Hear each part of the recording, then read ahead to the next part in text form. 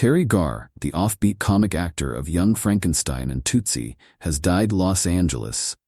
Teri Garr, the quirky comedy actor who rose from background dancer in Elvis Presley movies to co-star of such favorites as Young Frankenstein and Tootsie, has died. She was 79. Garr died Tuesday of multiple sclerosis, surrounded by family and friends, said publicist Heidi Schaefer. Garr battled other health problems in recent years and underwent an operation in January 2007 to repair an aneurysm. Admirers took to social media in her honor, with writer-director Paul Feig calling her truly one of my comedy heroes. I couldn't have loved her more. And screenwriter Cinco Paul said, never the star, but always shining. She made everything she was in better. The actor, who was sometimes credited as Terry or Terry Ann during her long career, seemed destined for show business from her childhood. Her father was Teri Garr, a well-known vaudeville comedian.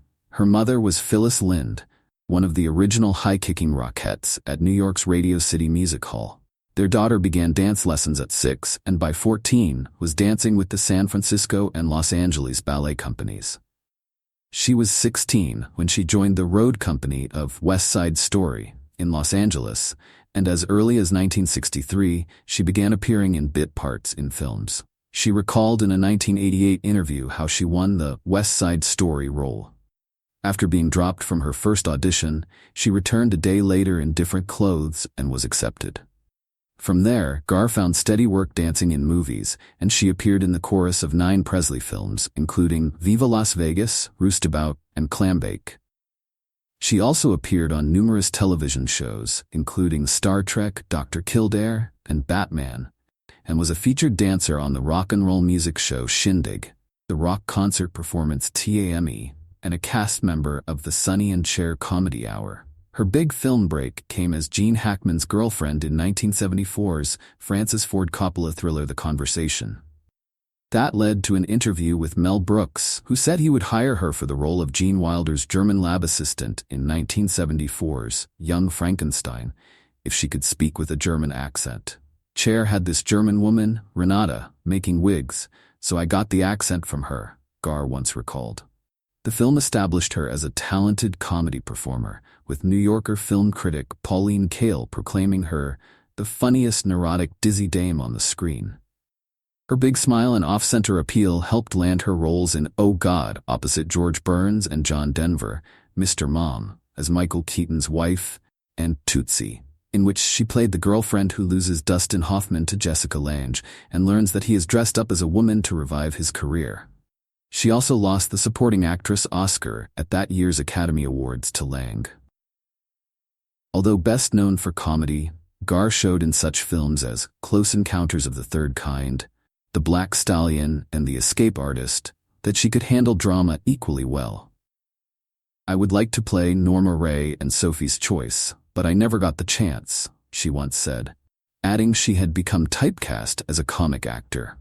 She had a flair for spontaneous humor, often playing David Letterman's foil during guest appearances on NBC's Late Night with David Letterman. Early in its run, her appearances became so frequent, and the pair's good-natured bickering so convincing, that for a time rumors cropped up that they were romantically involved. Years later, Letterman credited those early appearances with helping make the show a hit. It was also during those years that Garr began to feel a little beeping or ticking in her right leg. It began in 1983 and eventually spread to her right arm as well, but she felt she could live with it. By 1999, the symptoms had become so severe that she consulted a doctor. The diagnosis, multiple sclerosis. For 3 years, Garr didn't reveal her illness. I was afraid that I wouldn't get work, she explained in a 2003 interview. People hear MS and think, oh my God, the person has 2 days to live. After going public, she became a spokesperson for the National Multiple Sclerosis Society, making humorous speeches to gatherings in the US and Canada. You have to find your center and roll with the punches, because that's a hard thing to do, to have people pity you, she commented in 2005. Just trying to explain to people that I'm okay is tiresome. She also continued to act, appearing on Law & Order Special Victims Unit, Greetings from Tucson, Life with Bonnie, and other TV shows. She also had a brief recurring role on Friends in the 1990s as Lisa Kudrow's mother. Garr married contractor John O'Neill in 1993. They adopted a daughter, Molly, before divorcing in 1996. In her 2005 autobiography, Speed Bumps, Flooring It Through Hollywood, Garr explained her decision not to discuss her age. "My mother taught me that showbiz people never tell their real ages. She never revealed hers or my father's," she wrote. She said she was born in Los Angeles, although most Rents books list Lakewood, Ohio. As her father's career waned, the family, including Teri's two older brothers, lived with relatives in the Midwest and East. The Garrs eventually moved back to California, settling in the San Fernando Valley, where Teri graduated from North Hollywood High School and studied speech and drama for 2 years at California State University, Northridge. Garr recalled in 1988 what her father had told his children about pursuing a career in Hollywood. "Don't be in this business," he told them. "It's the lowest. It's humiliating to people." Garr is survived by her daughter Molly O'Neill and her grandson Tyron.